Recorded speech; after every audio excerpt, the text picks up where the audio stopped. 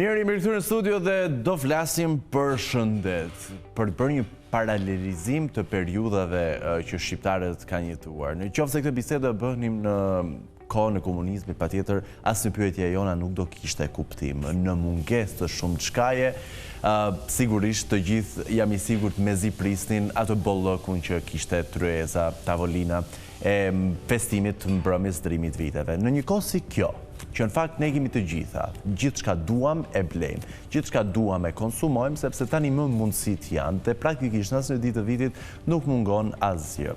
Vazhdon të jetë një tendencë që në darkën e 31-shit të gjithë dyndemi të hamë sa më shumë. Dhe është pikërisht ajo nata ku ne marrim suficitin kalorik më të lartë se sa në 364 ditët e tjera të vitit. Shumë e rëndësishme është se si të hamë, rënditja e ushqimeve, çfarë të hamë dhe mbi gjitha të konsumojmë gjëra që nuk na dëmtojnë. Me ne në studio sot Engji Hasani, ekspert e nutricioni, e dashur mirë se vjen. Mirë se vjen Engji, festat gëzuara për ty. Dhe festat gëzuara. Faleminderit. Ajo çfarë është e rëndësishme për ne është këshillat e tua sot. Cila duhet jetë rënditja e ushqimeve në darkën e ndërrimit të viteve? Çfarë duhet hamë të parë dhe çfarë duhet hamë të fundit? Patjetër, në fakt siç thatë dhe ju është fiks ajo nata e bollëkut që shumë e presin me entuziazëm, por është një kombinim i tmerrshëm në fakt edhe për shëndetin ton. Është një kombinim bom. Sasi e madhe ushqimi, që për më tepër ka dhe shumë kalori, përmbajtje të lartë të yndyrnave dhe të sheqernave në mënyrë ekstreme për një natë të vetme. Prandaj është shumë e rëndësishme që të kemi parasysh disa gjëra për mënyrën se si do të ushqehemi në atë mbrëmje. Dhe një nga këto element ka të bëjë edhe me renditjen e ushqimeve. Ideja është që kemi një shumëllojshmëri të produkteve që kanë kalori të ndryshme, yndyrna të ndryshme dhe kohë të ndryshme të tretjes. Dhe në momentin që kemi kohë të ndryshme të tretjes, nuk mund të konsumojmë të gjitha së bashku. Pra duhet të kemi një renditje. Nga duhet nisim që ta mbyllim me. Po. Para njerë në fillim fare do thoja ta fillojmë me disa orë për para të konsumojmë pak të një frut, një grusht me ara, diçka të shëndetshme në mënyrë që të mos jemi shumë të huritur gjatë mbrëmjes dhe të pim ujë. Ujë të pim fillimisht para ngrënjes dhe gjatë ngrënjes sa më pak, sepse shpesh njerëzit kanë atë ide në gabuar që të pish shumë ujë gjatë ngrënjes të ndihmon në tretjen, por nuk është kështu. Sepse uji do të hollojë acidin gastrik të stomakut që ndihmon tek tretja dhe e ngadalson në një farë mënyrë këtë proces. Pjata e parë me të cilën do ta fillonin do të ishte patjetër sallata. Sallatra, dhe kur them sallat nuk e kam fjalën për sallatën ruse, por për sallatën jeshile. Sallatë jeshile me perime, se sallata ruse ka emrin sallat, por në fakt është bombë kalorike me majonezë. Dhe vetëm sallatë e mirëfill nuk është. Që ka shumë yndyrë në fakt. Shumë e rëndësishme me sallatra apo me perime të zira, pse jo? Sepse këto jo vetëm që do të përgatisin, domethënë, stomakun për tretje, ka përmbajtje të lartë të fibrave dhe fibrat çfarë bëjnë? Krijojnë ndjesinë e ngopjes. Në një farë mënyre pra neve do të ndihemi më të ngopur që të mos abuzojmë më pas me produktet e tjera ushqimore që do të na serviren. Më pas mund të kalojmë me pjesën e proteinave. Mishi pra. Mishi që mund të jetë qoftë gjeli detit apo cili do mishi apo edhe peshku, pse jo në rast se menuja do të jetë me përmbajtje të produkteve të detit praktikisht. Në fund fare do të lihen ushqimet të cilat kanë karbohidrate. Pra nëse keni përgatitur oriz, pasta, patate, byrek, që është tradicionale për ne, to duhet lihen në fund. Dhe pastaj për pjesën e ëmbëlsirës do thoja që duhet një farë distancë kohore, mos e hani, po keni datë një janar. Për të bërë pak gëzuar. Me të drejtë, në qoftë se nuk e ngrën gjithë vitin, se ha një natë, nuk është se ka ndonjë ndikim të madh. Por të paktën jo me një herë, të presim gjysmë ore dhe pastaj të konsumojmë ëmbëlsirën për në fund. Engji, çfarë do hiqe ti patjetër nga tryeza festive në mënyrë që të konsumojmë gjithë natën, por pa qenë të penduar në fund? Pa qenë të penduar. Tani, ti thuash njerëzve që të heqim është pak e vështirë. Sallatën ruse mund ta heqim për shkak. Ose të paktën të kufizojnë sasitë një lugë në fund fare të gjithë mbrëmjes para, domethënë, karbohidrateve, aty domethënë një lugë me mik. Me mik. I lugë jo gjysmën e pjatë. Por ideja është, unë do thoja këtë domethënë që Okej, vërtet mund të merrni disa produkte, por e para njerë mos gatuani në sasi shumë të mëdha. Gatuani në sasi Jo siç bëjnë ato që gatuajnë për gjithë javët për gjithë javët, dhe do thoja që edhe ajo ngrënia mbrapa nuk është e rekomandueshme. Dhe mënyra se si do të përgatitet ky ushqim. Pra të tentojmë sa më pak salsa kalorike, sa më pak yndyrna të ngopura, të zëvendësojmë sa më pak vaj ulliri, domethënë. Domethënë sa më pak yndyrë, ajo yndyrë të jetë vaj ulliri. Që është një yndyrë e pangopur. Dhe të mos mbushim pjatën plot, por pak nga të gjitha, sa për të lezetuar pak nga të gjitha, do thoja. E dashur, sa gjeldeti duhet ham? Dhe sa copa baklava na rekomandon? Tani kjo, sasia pastaj do të varet edhe nga sasia produkteve të tjera që do të konsumojmë gjatë... Tani ti merr parasysh që atë natë, gjithçka është me tepri. Merre parasysh këtë. Do thoja që e para një herë të gjeli detit pa përshesh.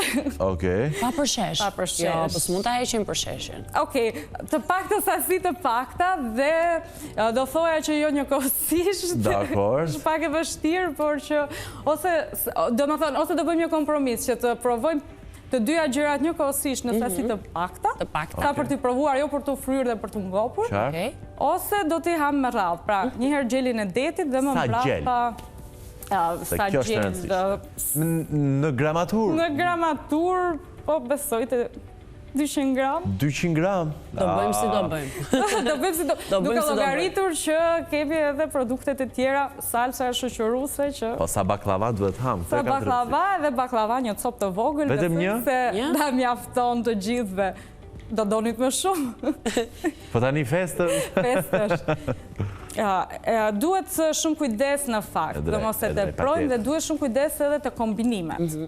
Për shembull, një gabim, baklavat mos e shoqëroni me pije të gazuara, edhe baklava dhe kadej, me pije të gazuara me sheqerna të shtuara, për shembull, ose mishin jo me alkool, por me ujë. Me ujë, pra mos pim as edhe një gotë verë ne për një gotë verë mund ta pim. Një gotë vetme?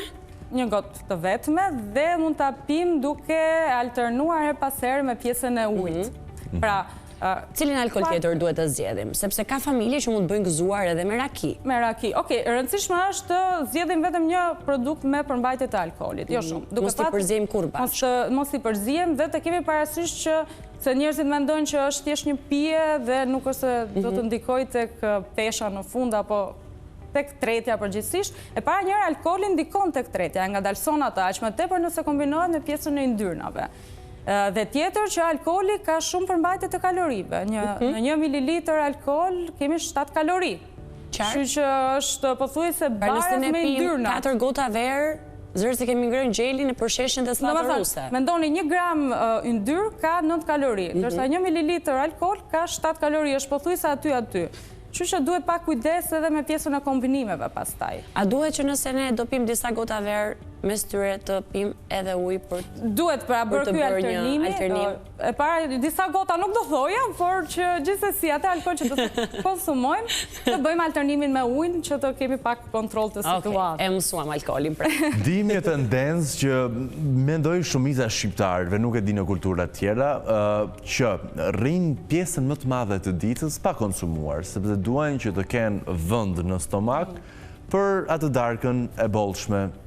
E rekomandon? Absolutisht. Si sjellje? Jo, është gabimi më i madh është kjo lloj sjellje, domethënë të rish për kohë të gjatë pa ngrënë asgjë dhe pastaj të vi ajo darka me bollëk edhe të rëndoj në mënyrë të menjëhershme. Përkundrazi, neve duhet të konsumojmë gjëra të vogla, të shëndetshme përpara kësaj darke, në mënyrë që edhe mos të abuzojmë, por edhe të mos na rëndoj, sepse keni parasysh që kjo qetësia e madhe e trupit, i cili nuk po tret asgjë, pra nuk po punon asgjë, do të mbingarkohet në mënyrë të menjëhershme edhe pjesa e stomakut edhe gjithë aparati tretës, duke ndikuar pastaj edhe te ajo ndjesia e fryrjes.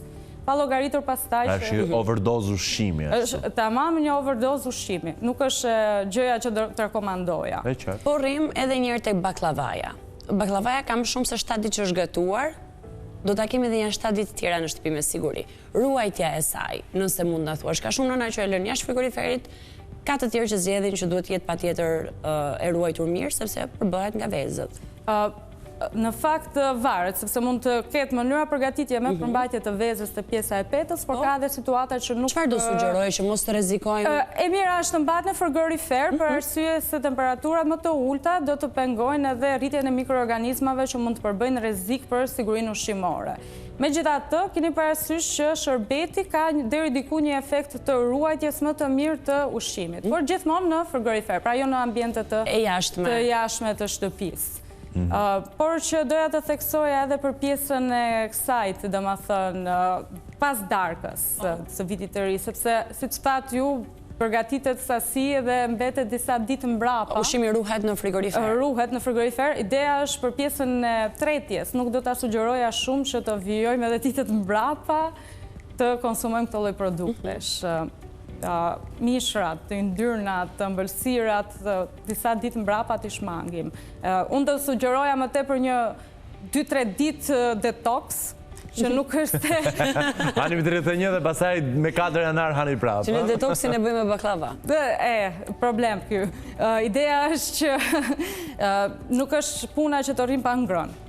Puna është që të konsumojmë sa më tepër lëngjëra, supra, perimet e zira, çajrat do të na ndihmojnë shumë te pjesa e tretjes. Për shembull edhe pas darkës, nëse nuk ndiheni mirë, një çaj, kamomili, mente, xhenxhefilli.